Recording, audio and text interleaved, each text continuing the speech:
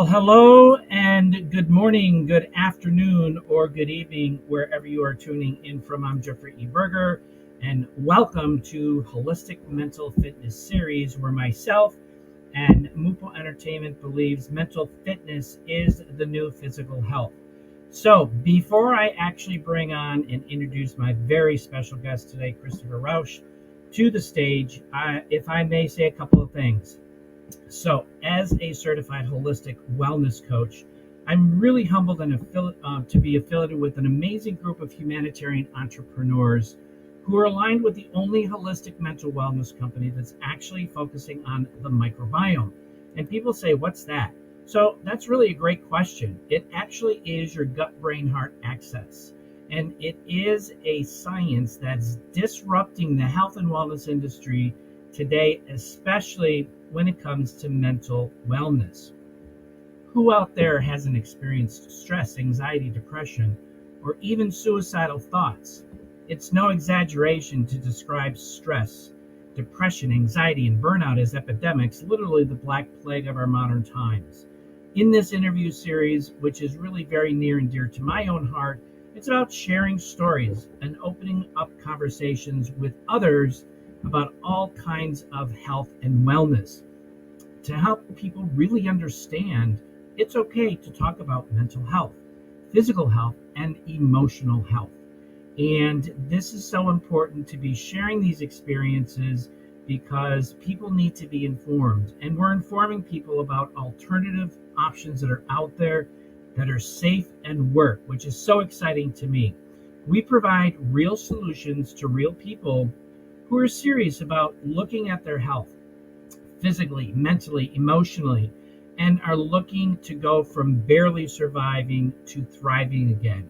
You know, there is no physical health without mental wellness. They are really two sides of the same coin, and they are vital to us and for our ability to reach our peak potential in this one life that we get to live. So how we feel is not just in our head, it's also in our gut, and science is proving that. And this is what we do best.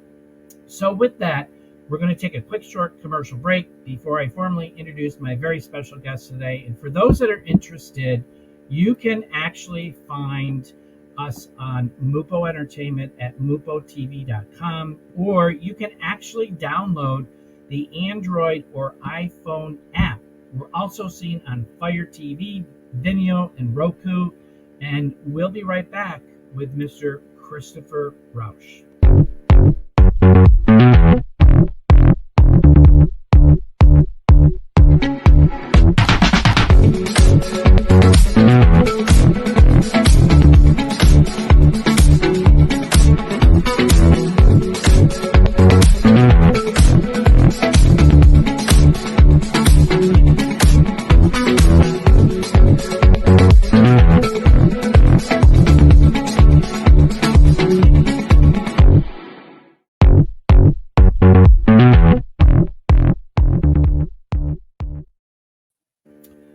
Okay, we are back with Christopher Rausch, who is joining us from Riverside, California, all the way on the West Coast. I'm on the East Coast here in Florida, and he lives there with his beautiful wife, Barbara. They've been married for 16 years and together for 21.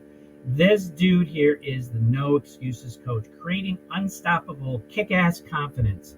What Christopher does is he helps people overcome their self-created crap without self-help fluffy bullshit. I love that.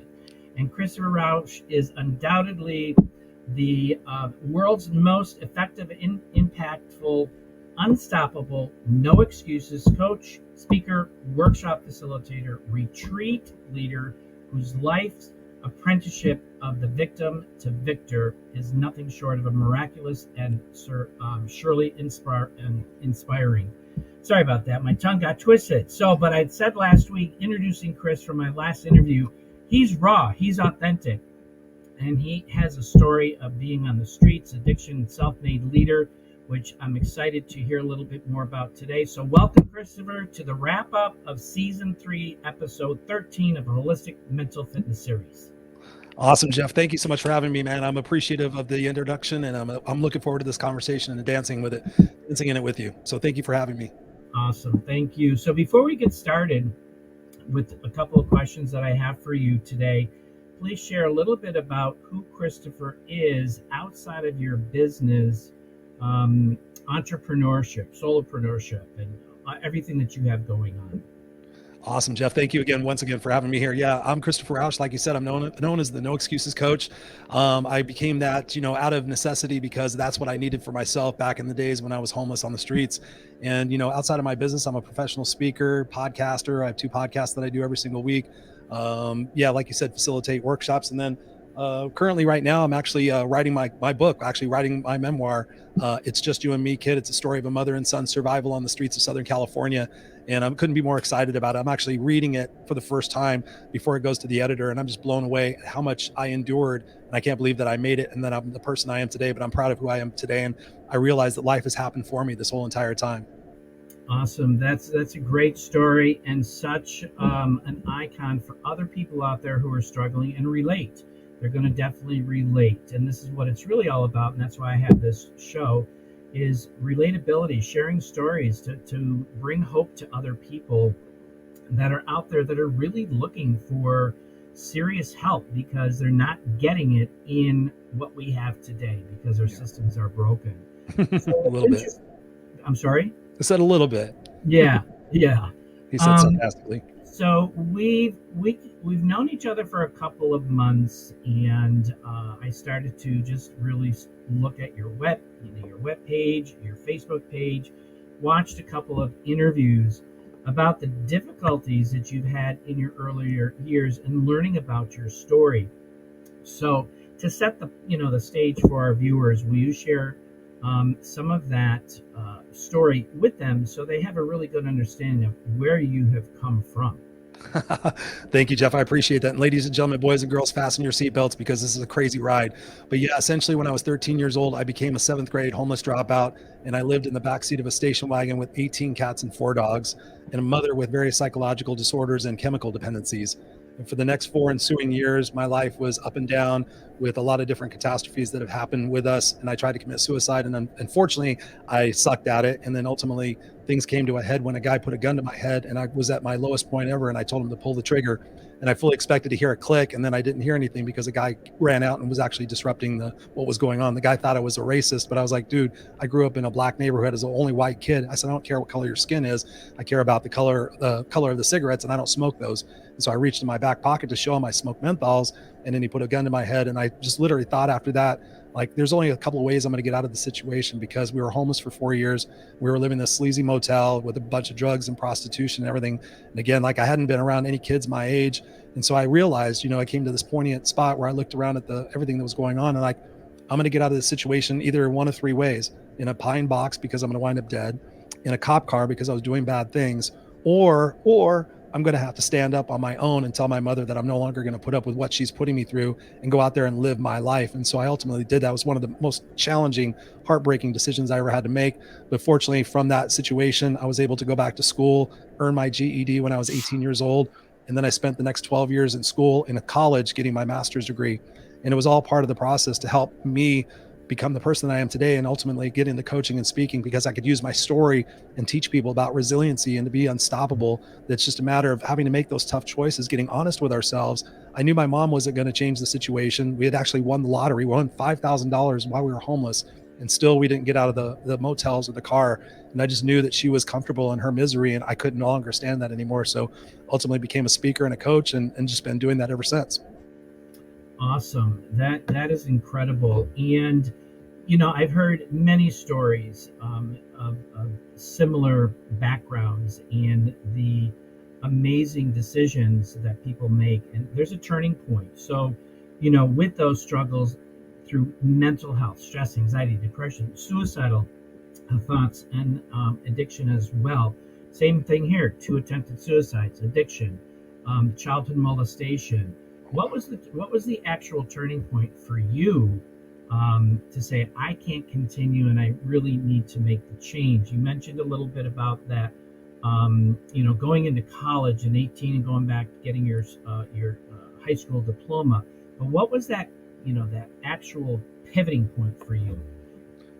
Yeah, essentially it was that point when the gun got put to my head. I realized that I'm going to wind up dead or in jail. And if I don't get my stuff together and be able to go out there and think for myself and go out there and make those tough decisions, then I was going to wind up just being miserable. And I just thought, what am I going to do with my life? I was leaving it up to my mother to dictate what my life was. And up until that point, with the physical abuse, the mental abuse, and everything else, I was at a point where I just couldn't take it anymore. So that was the pivot point. It's like when you hit bottom, there's no other way to either go but out or up. And I made that decision and wound up. And I believe that God, source, universe, when we're ready to start making those changes in our life, it's pretty incredible what can show up for us. And Yes. so I made that decision to get out of the situation. I didn't tell my mom, but the next couple of days, we were one of my jobs was working telemarketing out of a guy's apartment, which sounds creepy, but he lost his office and he downsized into one of his bedrooms in his apartment. And my buddy and I went to work one day and he says, I've got good news and bad news. And I said, I've had enough bad news to last a lifetime. And he says, well, he goes, the good news is I want to leave you guys my apartment. I know you guys are living in that terrible place. He goes, I want to leave you because I know coming up with the first month and the last month and the deposit and all that stuff is really tough. He goes, so I want to give you my apartment. And he lived in Huntington Beach, California, which is Surf City. It's a gorgeous apartment. I'd never seen anything so nice. Wow. And me and Robert looked at each other like, oh my God, we could do this. We could do this. And then it occurred to me, oh wait, I've got my mom.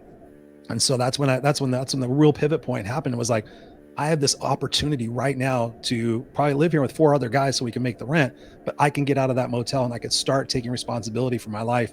And so ultimately I thought, you know what, Jeff, I thought I'm going to go back and maybe this time of all of the times that I've gone to my mom and asked her for something or tried to insinuate the fact that I need to get on with my life, maybe this time she's going to say, you know what, Chris, I'm sorry, baby. I've done enough to ruin your life. I have hit you. I've pulled you out of college or pulled you out of school. I made you take care of 18 cats and 4 dogs and a car. I thought she was going to say, go live your life. But instead, she called me every name in the book, told me how selfish I was, called me all sorts of things, tried to have me arrested for taking my own car. And ultimately, I told her, Mom, I'm going to come back here every single day and help you. I'll still give you money, but I need to go out and do this. Otherwise, I'm going to wind up dead or in jail. And it still was all about her and it crushed my soul. But ultimately, I made that decision and ultimately she got stronger. And like I'm writing in the book, everything happens for a reason. That's what I believe. And for me to go through that experience and then ultimately through the process be invited back from the junior high school that I dropped out of to go speak to the 7th and 8th grade class was Wow. one of the most amazing moments of my life, to go there and sit there. And the first time I ever in the gymnasium, I'd driven by there before because I'm nostalgic, but I'd never been on the campus before. And seeing the 7th and 8th grade class walking in and filling the bleachers, I just looked up there and I'm like, wow, the journey I've been on since I left this school in the 7th grade has been holy, what the hell. And I told these 7th and 8th graders, I said, you guys are going to go through so much. I'm staring at them in the bleachers. So you guys are going to go through so much stuff in your life, but don't ever give up. Life is happening for you. And everything that's happening is happening to prepare you for what's next. So the challenges and the adversities are all there to test your will and to test your strength. But ultimately, you have to be resilient and get out of your own way and unfortunately make some tough decisions. But out of that, my mom was actually the last person living in that motel. They condemned the motel. They actually widened the 5 freeway here in Southern California.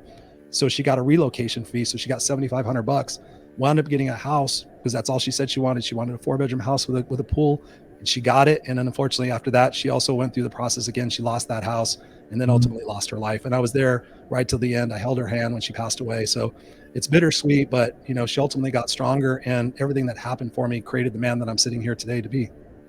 Congratulations. That is. I thought my roller coaster ride was like wild, but yours is like triple wild, quadruple wild. Well, we Um, would be spending hours here. Read my book. Yeah. I will. I definitely will. And such a testimonial to that journey, and providing hope for young kids today, Oh because yeah. they're struggling, they're fighting, they're desperate, and that's absolutely amazing. So Thank you. you've transitioned, you've gone to the college, you've gone through that, you've got your degree, so forth and so on, and you've really created an amazing, successful coaching career with, some struggles with, or working with other incredible leaders, telling you what to do, what not to do. Yeah. And I recall a story. I think it was I don't remember if it was an interview, if I read it, but you were struggling with your identity of being authentic you, and I think it was Les Brown. And and Les Brown is great. I mean, I've been to some of his events, and incredible person. I remember his laugh. His laugh is just amazing. He's a little kid. He's the most beautiful human being. He's just giddy like a little kid. Exactly. So share that change of going from, that, being professional in a suit and tie to, no, this is me. I need to be me. I need to be authentic. And we all need to be authentic, which is so important. So go ahead. Thank you for that question, Jeff. Yeah, it was a pretty amazing experience in my life. I had been a professional speaker and really on my trajectory to make a lot of money and be super famous. And I just walked off stage one time and I was at a multi-speaker event and there were some big names there, some people who wrote some very important books. I won't say their names, but I thought when I got into the personal development space, like Tony Robbins and Les Brown, everybody was in it to make a change in the world. But I quickly started finding out, by the way, make friends with a photographer at every event if you're a speaker. And the photographer started telling me, and I said, we were standing backstage and one of these famous people, he wrote a series of books. I mean, just put it to you that way. And he was all mad when he got backstage. And I said, why is that guy so mad? And why does he keep talking about sheets? And he says, oh, they're the sheets that they pass out. He wanted to see how much money they were making. And I said, well, I said, he just did a great job. I mean, he should be proud of himself. He just moved an entire audience of 1,000 people, and he's worried about money. And I just sat there and I looked around the room and I said, we're all wearing the tie. We're all wearing the suit. We're all doing this thing. We're all saying the same thing. But inside, I'm a rocker. I'm a biker. I'm a smart ass. I love people. I can be very direct, but super loving. People call me like the baddest looking, biggest teddy bear because I just love humanity. I love people, but I wasn't in love with myself because I was pretending to be somebody I wasn't in order to get that external validation and that success. And that's something, honestly, Jeff, that I did my entire life. I was doing everything to make everybody else happy. I was always wanted my mother's affection and to be significant in her life. So I thought I found the recipe. Like if I do what everybody wants me to do and I make them laugh or I make them think, then I'll be successful. So at that point, I just got disgusted with myself. And one of my friends, a guy by the name of JB Glossinger, said something on his podcast. He said, I just decided if I'm going to suck at it, I'm going to suck at it being me. And so I thought about it. I'm like, wonder what would happen if I just like dressed like I normally dressed and just talked like I normally talked. And I went and joined a mastermind. And when you get around bright people, Jeff, you know this, when you get around smart people, they were like, the industry needs you. They need you to shake up the industry. They need you to be authentic. Everybody thinks that everybody's like, be like that. And so I just said, I'm just going to dress like I normally dress. I dressed it up a little bit, but I wore the bandana.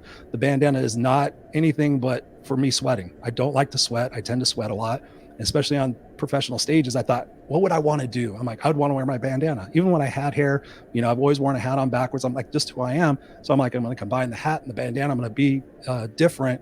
And honestly, when I went to the speaking training session with Les Brown, I paid for that. And everybody was in a suit and tie and everybody was kissing his ass. And I was just being real with them. And we all had 20 minutes on our stage to kind of tell him how we talked and how we spoke.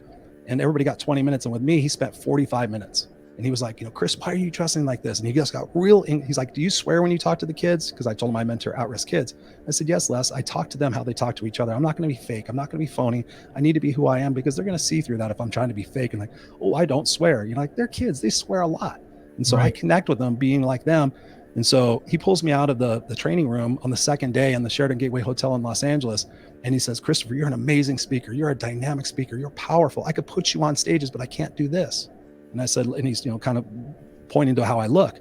And I said, Les, I understand that. I said, you have no idea what it means just to have this conversation, just to be in the same room with you, dude. I listened to your cassette tapes. I checked your cassette tapes out from a library when we were homeless because somebody gave me some Tony Robbins tapes and I didn't know what personal development was. I had no idea that any of that stuff existed. And I said, I remember your stories and how your twin brother died and everything else. I said, you're a phenomenal person in my life, but I have to be me. And Jeff, at the time, I thought I was making the biggest mistake of my life, like turning Les Brown down when I, did it for everybody else. But ultimately, the third day he came into the training room and everybody was like telling me like, Chris, you should just wear a tie. You should just wear a tie. And I'm like, no. And so one of the deals was that we get to go up to his suite and he interviews us on camera. It's amazing. I don't even exploit that stuff. I mean, I should use that stuff more. But on the third day, he walks inside the training room and you could hear a pin drop when he said, he goes, hey, Mr. Kickass. And he came in there all giddy like you were talking about. Hey, Mr. Kickass. And I said, what's up, Les? Not starstruck or anything. And he goes, you got one of those kerchiefs for me? And I said, sure, absolutely. And I always carry bandanas in my back pocket because when I'm at an event, if somebody wants to be kick-ass unstoppable or, they just got a great story, I give them a bandana, I teach them how to fold it. And I said, now you're a warrior, right?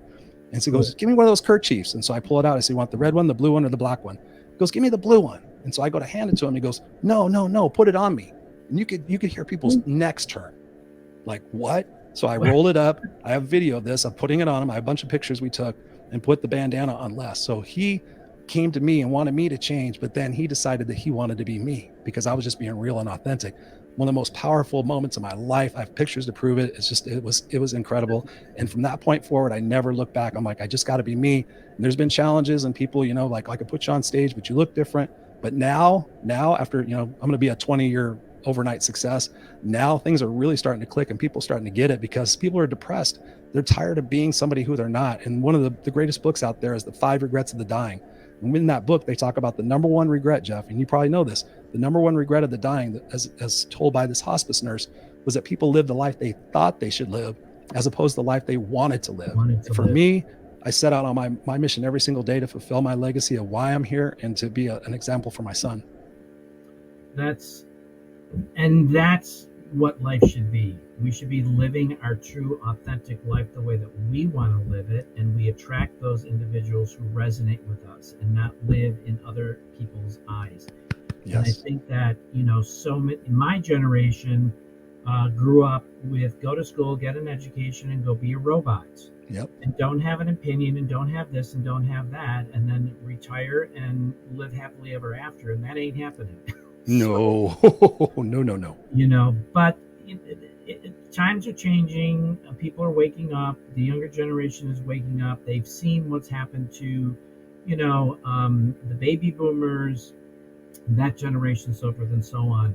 And here's the other thing, Sue, that kind of ties into this whole storyline here in regards to being your authentic self. Well, it's great to be your authentic self, but what's your why? Exactly. And you did an interview with Karen Ann Bullock in 2000. Was it 2008? Karen was last week. Yeah, it was last week, but it was 2008 when you came to your realization to your why. So share a little. I love that interview. So share a little bit about what why is for those who are listening to us or are going to see this on the replay or whatever. Why is it important to have a why? Great question, Jeff. Thank you. I love that you asked me this one. This story has impacted so many people over the years. I look at why as leverage. We all need leverage in order to get us to move, right? You can't move a big rock unless you have a big stick. And so for me, I've always wondered, like, why am I here? What's my purpose and what's my reason and everything? So I went to a funeral for one of my coworkers and I sat in the back of the church as I often do, and I knew her, but I didn't know her, if you know what I mean. And I just saw person after person going up there, eulogizing her and talking about what a beautiful person was and how much she had impact in her church and her community. And then my buddy, Dave Riley, gets up there, all 6'4" of him, big burly dude. And he starts blubbering. And I'm just like, oh my God, I got emotional. I thought, man, if I died tomorrow, who would show up and what would they say? And it was in 2008, like to your point. And I was successful. I had a corporate career that was super successful, 6 figures, but comfortably miserable, right? And doing my coaching and my speaking on the side. I had plenty of vacation time. My boss was flexible. The company was great. Everything was great, right? Mm-hmm. And so I was driving home. It kept sticking with me, Jeff. And I was like, who would show up? And so I thought about that. Probably 10 or 15 people would show up. They would bring Miller Genuine Draft and Jack Daniels and Motley Crue and Bon Jovi records. And they would, for the most part, probably talk about all the stupid shit Chris did. Oh, remember that time he drove a Sandrail after that? Remember that time he did that? Remember the time he got drunk and we stacked plates on his head? And they would and then we get to the end, they would go, oh yeah, he was a 7th grade dropout who went back and got his master's degree and changed the world. And I thought, you know what? I don't want my life to be a postscript. I want people to show up and know that I had an impact in their life. So I went home and I wrote my own eulogy. God is my witness. I went and took pen to paper and I wrote down my eulogy, and I really didn't think much about it. I just thought, okay, I'm going to try to write this and think about, if something comes with it. I wrote the eulogy, went to my kitchen, got a glass of water, came back and literally pushed it to the side of my desk. Like I wasn't going to even read it. And I thought, no, a little whisper told me, and I teach people how to listen to their whisper. I picked it up and I started reading it, and because I knew what I wrote. And I was like, and I started reading it, and then I said, well, if I was going to read it, I would be at a church or a memorial service, so I'm going to read it out loud. And I got halfway down, and I started crying. And I had no anticipation that I would do this. But when I got to the part that said, Christopher Rausch will have fought for what's right and what's fair, he will have risked for which that mattered, and he will have left the earth a better place for who he was and what he did.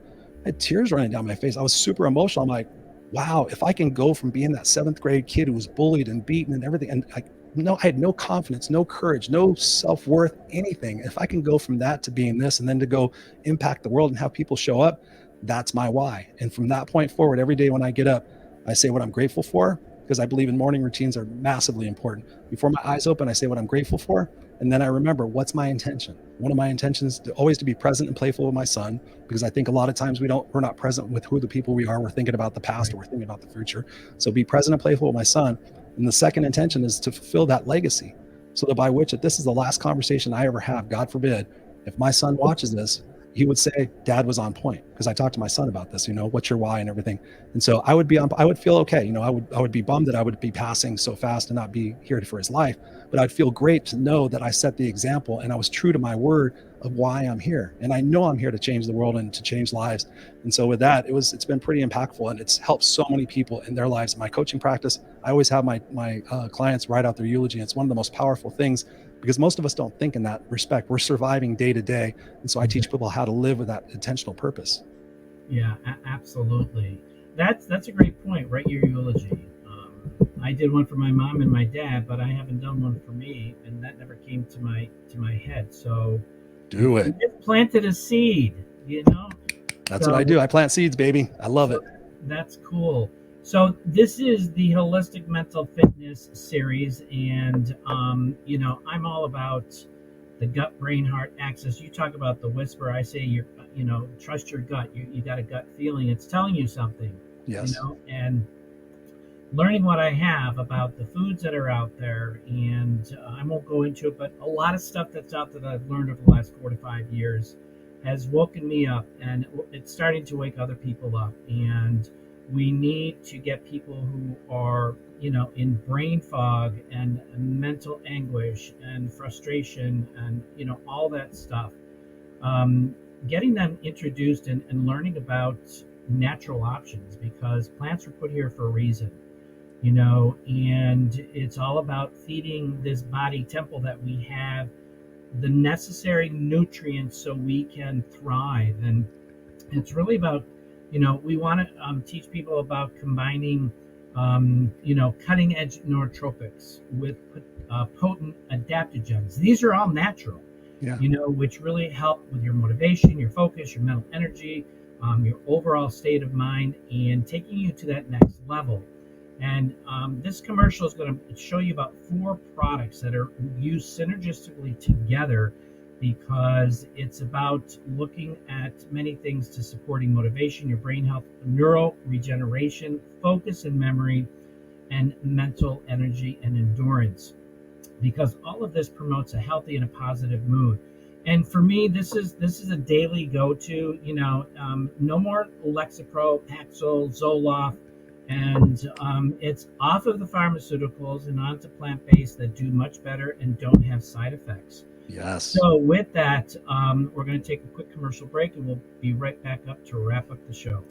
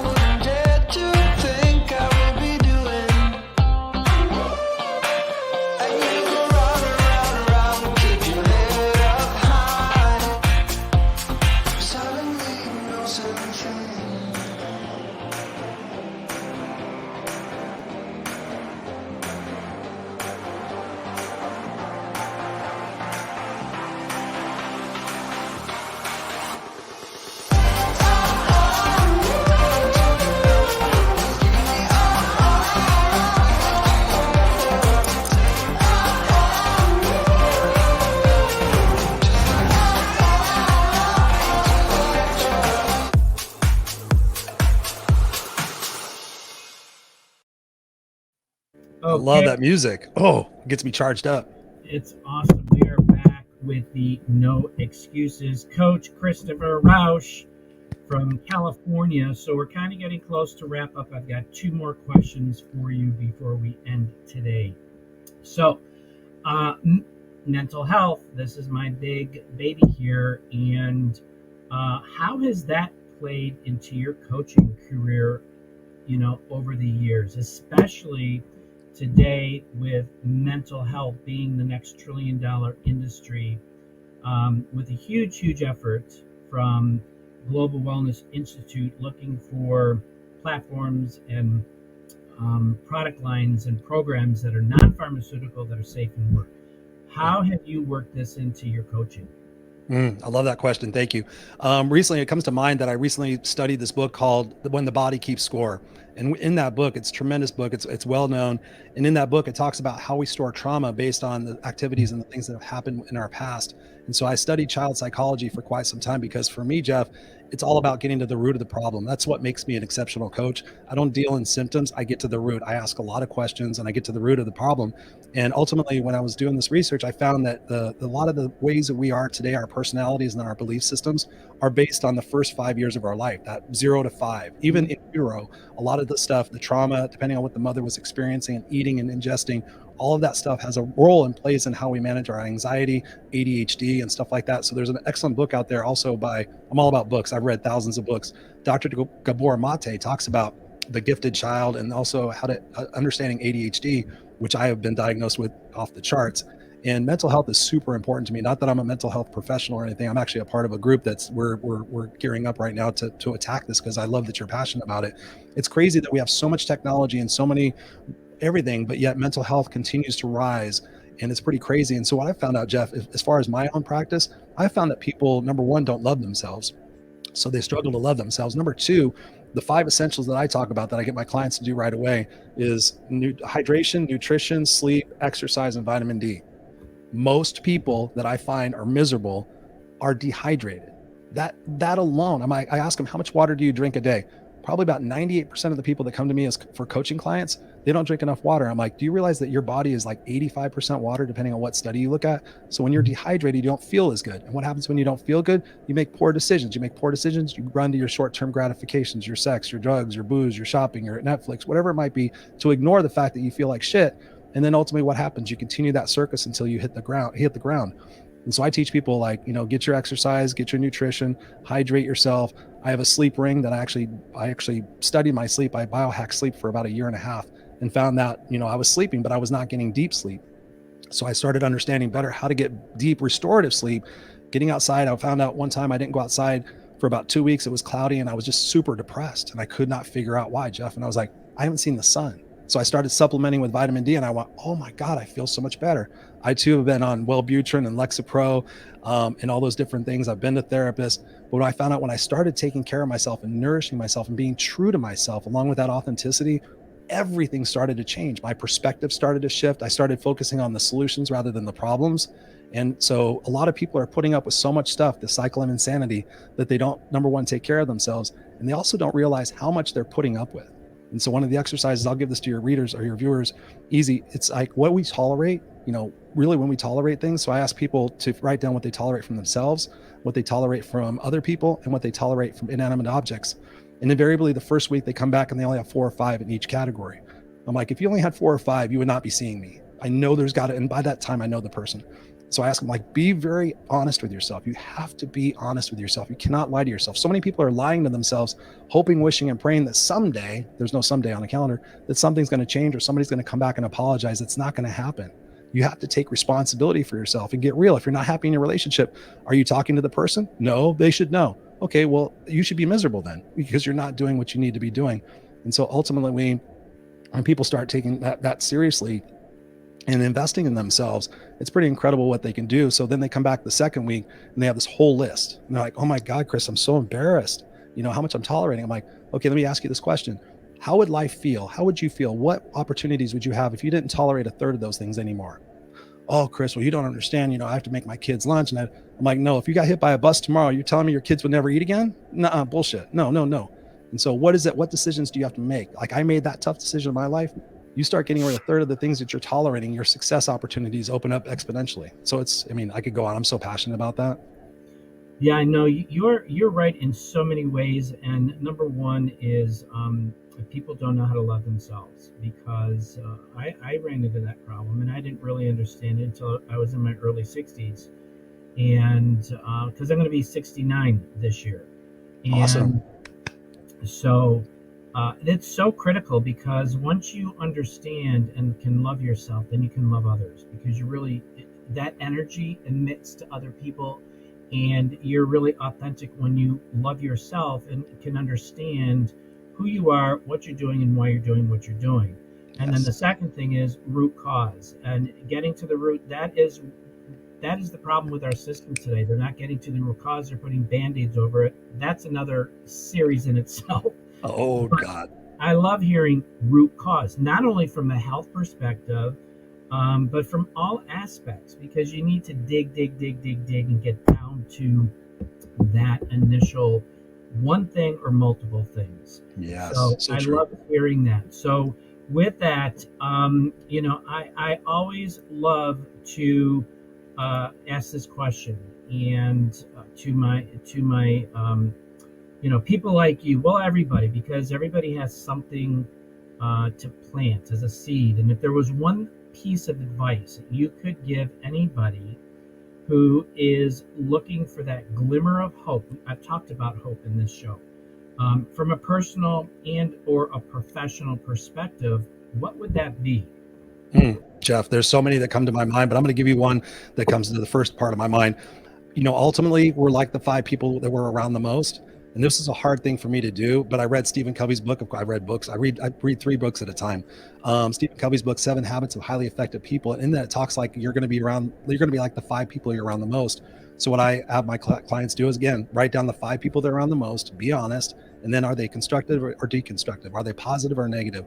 Do they tell you, hey, Chris, go out there and be yourself? Or do they say, oh, you have a nice job, you should just stay there and be thankful? No, you want the 5 people in your team. I call it the people that you trust, empower, hold you accountable, and who's your mentor, your team. Your team, those 5 people need to be people that are pushing you to better yourself. They don't put up with your bullshit. They don't accept your victimhood.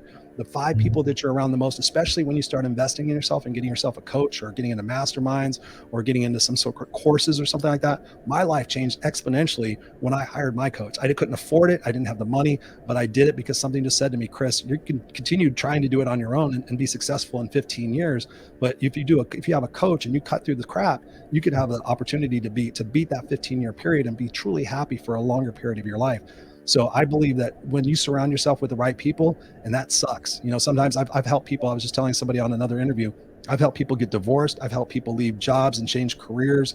When you ask yourself, are you happy in your job? Yes or no? And they say no. And I ask them, what are you doing? What kind of jobs are you looking for? And they tell me none. Then I'm like, you deserve to be miserable.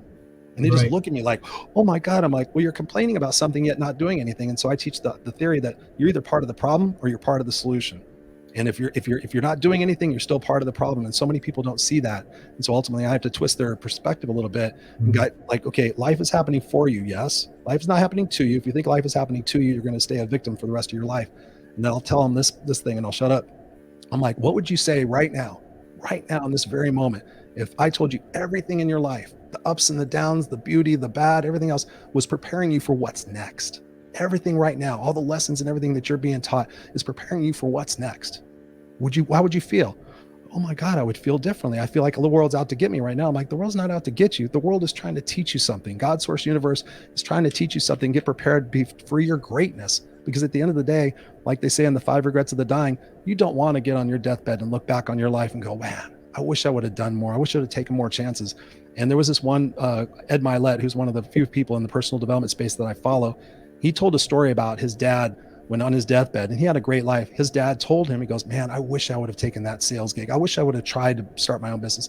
He had so many regrets. He had a successful life, but all he had to think about was the things he didn't do. And that to me is heart crushing. So that's why we use the leverage with the eulogy and the intentions every single day to get out of our way and to stop the excuses. Like, if you don't have time, well, how do you make more time? J-Lo has 24 hours in a day. The president has 24 hours a day. You have 24 hours in a day. You got to pick and choose wisely and then go take action on it. Bingo, perfecto. I couldn't have said it better. Absolutely. So, Thank Christopher you, Rausch, brother. I can't thank you enough for taking the time to be my guest today. You're going to have to come back Anytime. another time, because there's so much more about you that I want to share with people and the viewers through Mupo TV. And you are changing the world, and we need so many more people like you who have that passion and that drive, who are serious about what they are doing and want to encourage other people. And for those that are interested, you can check out Chris's um, website, which is noexcusescoach.com. And next week I have Dr. Howard Sadinsky. He's going to be opening up season 4, episode 1. He is a pediatrician, a traditional, Western medicine doctor who has actually started to incorporate holistic protocols into his practice. And he is going to be sharing some amazing, amazing stories of how some of his, pediatric patients, teenagers have made some drastic changes in their life from a holistical perspective. So remember this. I believe we all should be living on abundance and optimum wellness, physically, mentally, emotionally, spiritually, and financially. And lastly, mental fitness is the new physical health. And I'll see you guys next week. I'm going to leave you with 2 commercials, and then we're wrapped up.